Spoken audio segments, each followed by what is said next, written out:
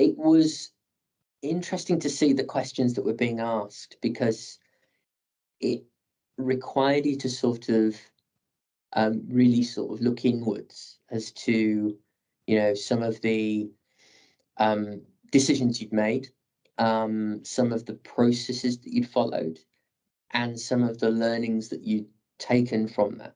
And it was about articulating those statements and those proofs in the application. So that's the reason it was thought-provoking, because it was, really sort of testing why this is a good thing, and why, inwardly you feel, the right fit for being a REAP. And I think, by extension, it was just nice to sort of pause and think, situationally, about some of those instances where you've done A, B, or C, and the way that you found solutions, or the way you've learned, to be honest. I remember in some of my answers, there was honest to say, well, I did this time, it didn't quite work, but I took this learning from it, and therefore, I now apply that in process.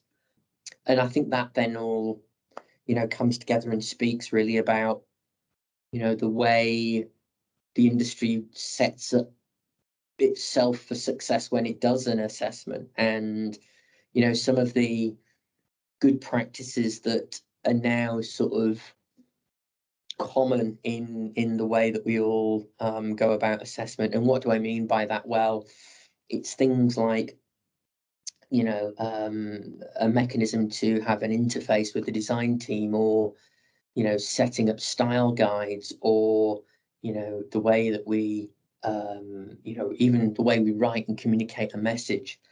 These are all things I think that, I've certainly come across in my career and was remembering when I was doing the application.